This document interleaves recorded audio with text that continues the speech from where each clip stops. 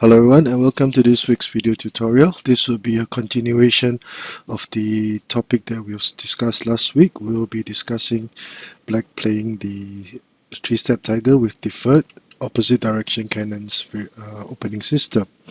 So without further ado, let us begin. Central cannon. Black will play the horse to protect the central pawn cannon. And instead of playing the chariot, red chooses to develop his pawn first. Three-step tiger. And since black had played the three-step tiger, red would usually not offer a trade-off chariot, so this will result in a loss of tempo, and red will often develop his left flank. And this will be the position of discussion for the entire series, the deferred opposite direction cannons. Now, since red lagged behind over here, he will try to compensate for development of material on his left flank. And black will develop his horse at this point in time as a proper horse to strengthen and fortify the center. This is very important in opposite direction cannon games because the central file is the main target of attack. Now another thing to note is that it is imperative for black to play h2 plus 3. If he tried to prevent red from playing the double-headed snake pawns with p3 plus 1, red will play c8 plus 4, threatening to attack the pawn and also discourage black from playing the horse, or c8 equals 7 would happen. Of course, black would now, usually red will go ahead and play c8 equals to 3. This would give red an open file and indirectly pin the black chariot and the horse, because if the chariot moved, the elephant will be captured, and this is one of the weaknesses of the three-step tiger or the 5-9 cannons as in this situation, because both cannons would have occupied intersections and prevent the elephant from moving. So red would have a huge advantage, and that is why p3 plus 1 is not advocated, and black would rather allow red to go for the double-headed snake pawns. And because he would allow red to go for the double-headed snake pawns, black would usually try to find compensation by developing his chariot as a ranked chariot, so that he could use his ranked and file chariot to patrol the riverbank to trade pawns and to try to seize the initiative. Now, red in this board would also develop his right chariot as a ranked chariot, since developing it as a file chariot was not viable. Now, having a ranked chariot will counter any effects of black's ranked chariot. Now, this is a slow but steadfast approach to the game, whereby red will try to control the situation as best as possible and slowly build up his advantage. Now, faced with this move, there are usually two commonly played variations. The first would be r1 equals to 4. The second will be r8 plus 4. Now, in variation A, black would play aggressively, playing r1 equals to 4 to prevent the horse from moving.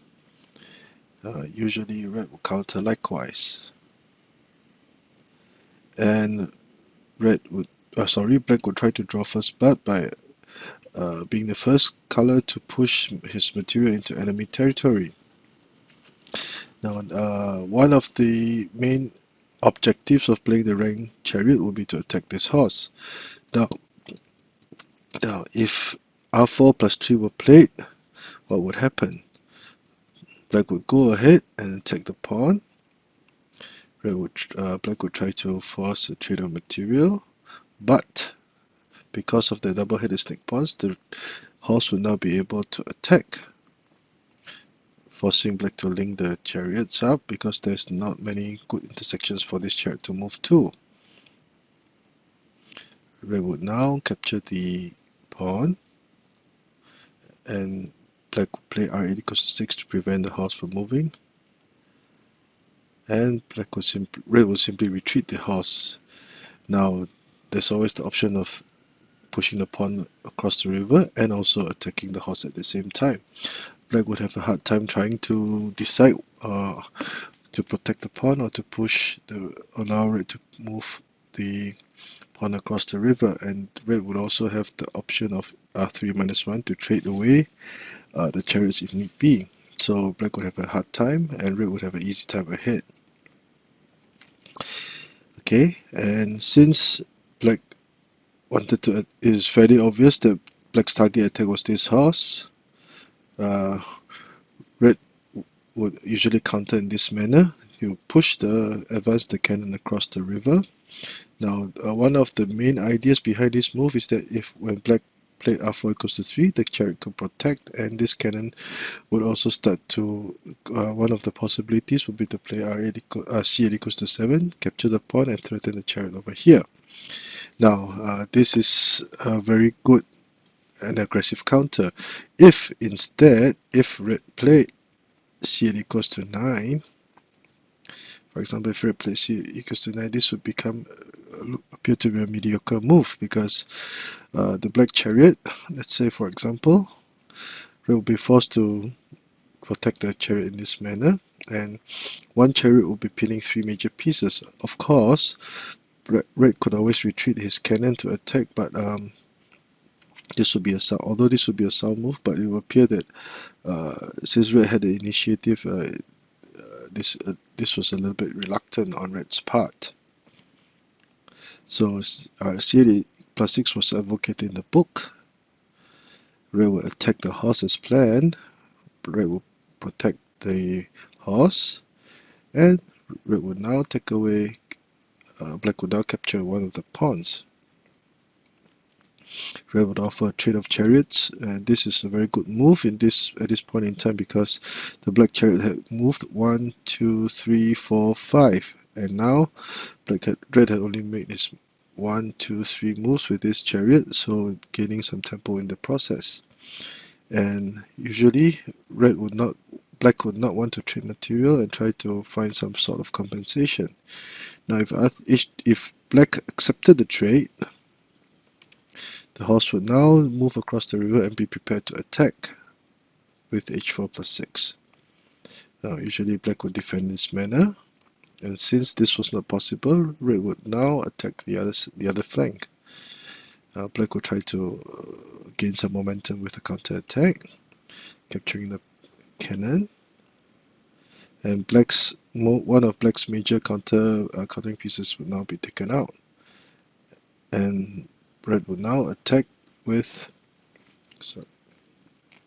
right plus 5, attacking the horse, which is very vulnerable. Black tries to trade material, but at this point in time, red would have the advantage. So this would be a very advantageous situation for red. Now this is a good move, because if, let's say we continue, if black continued, red will now capture the horse and still threaten the other horse. So red will gain material. So that is why the sacrificing or offering the pawn as a sacrifice was a brilliant move, and this would put black in severe headache, because obviously if the pawn were allowed to move, the horse would not have any good place to move. For example, if he retreated, the cannon would capture, and red will capture the other horse and still gain material. So red would have the advantage, and that is why 3 equals to 6 is not advocated, and black would usually play p3 plus 1. And red would immediately develop his horse. Black would do likewise, e7 plus 9 to dislodge the chariot, forcing it to make yet another move, and red would have moved his chariot to attack, and he would have an open file. Now red's position is very versatile. There are many options for attack. One would be h6 plus 4 to attack the horse, and perhaps even attempt an elbow horse attack. So red would have many options for offense, and black would be in a poor position. So this would be variation A. In variation B, r8 plus 4 was played, as black would try to move his command the riverbank, preparing to trade pawns to allow his horses to be developed. Now, This would be considered to be a better, well-organized counter. So red would usually play r1 equals to 4 to command the important line. And at this point in time, black would usually offer a trade of pawns. Now, this is a rather complicated situation. What would happen if black chose to play p3 plus 1 instead? Let us see. The horses would move, and black would usually play r. Usually play r equals to 4. Red can counter with r4 plus 3, preparing to play c8 equals to 6. And if the pawn crossed the river, the horse would now attack this horse and also be prepared to capture the pawn and attack this horse. And if the horse attacked, red would now play c8 plus 6, and with this cannon and chariot, black's chariot would have trouble getting developed.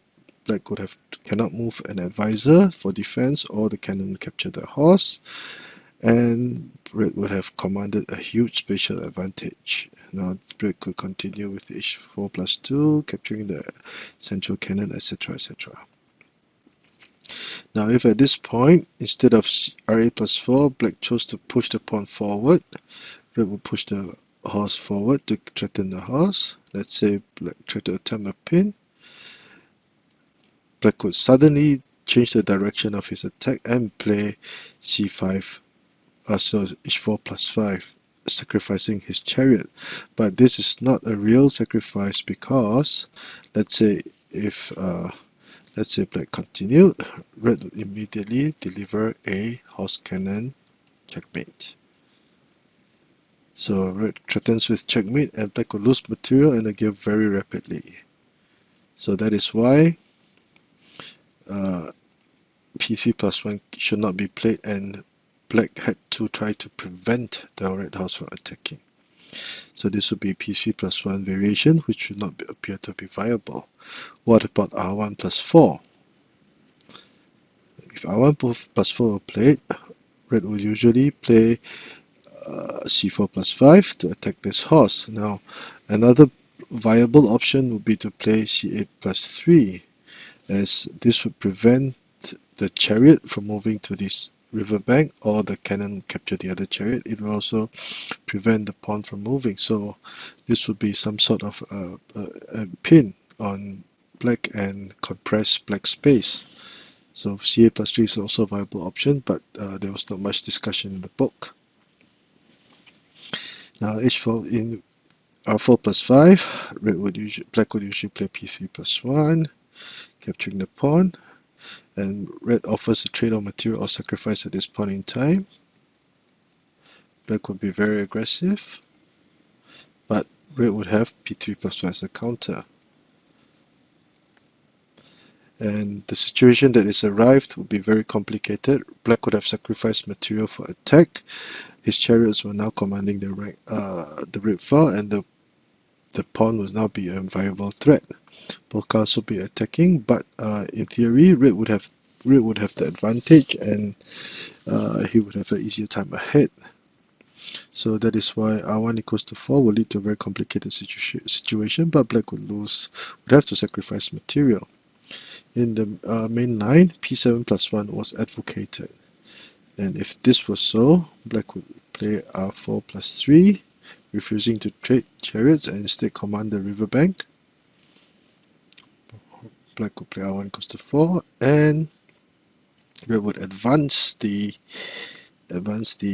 cannon to threaten the chariot. Now this is quite an interesting move. Now this will create opportunities for attack. It is quite proactive.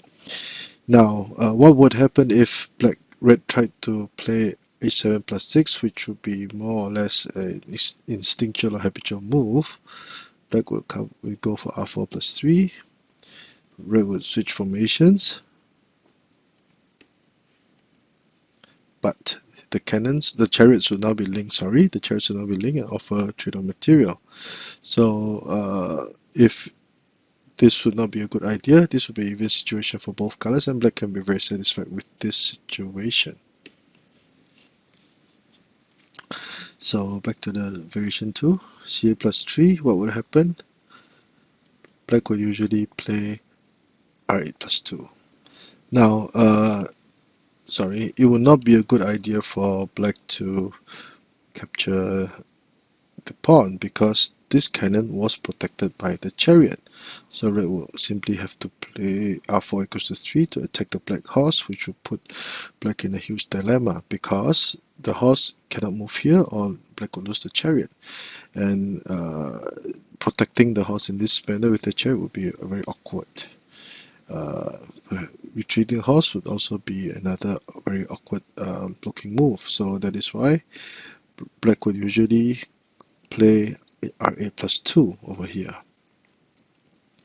And red will continue his attack by pushing his pawn and then capturing the other pawn to attack the elephant, which is very vulnerable in this situation as mentioned earlier. Red moves an advisor for a prophylactic defense, and black will counter with r4 plus 7 to attack. Now both colors will be going at it. As mentioned in earlier videos, that opposite direction cannon games often have the tendency to become a flank attack, as seen in this situation also. Now a quick review of the board. In this board, red developed the right chariot as a ranked chariot to counter black's ranked chariot. Now this is a very slow but steady approach to the game. Let us do it in the eyes of black. Let us review the board in the eyes of black right from the beginning. Central cannon, 3-step tiger, proper horses for red, deferred opposite direction cannons, r9 equals to 8, proper horses, p3 plus 1 would not be a good idea as mentioned earlier. p7 plus 1, double-headed snake pawns, and black goes for the ranked chariot. Red counters likewise with the ranked chariot, and in variation A, r1 equals to 4 was played. Red will try to command another important line. Red will try to attack the horse, but red could counter with c8 plus 6, which is very proactive. And after a few rounds, the black chariot will be dislodged again, and red would have pushed a lot of material to the riverbank. And he could continue with r4 plus 4, and he will have many options to continue his attack. So red has many options and is considered to have the advantage. Variation B, r8 plus 4. So r1 equals to 4, p7 plus 1. The fight will now be on the riverbank. p3 plus 1 and r1 equals to 4 are not good ideas, so p7 plus 1 was studied. And red will have this very interesting move of c8 plus 3. And after a few more rounds of trading material, both colors will be attacking, and black can be satisfied with this situation even though red would have a slight advantage. So I hope you enjoyed this short video. If you like the work that I've been doing, please do subscribe to my channel and give me a thumbs up for this video. Thank you, and I hope to see you soon.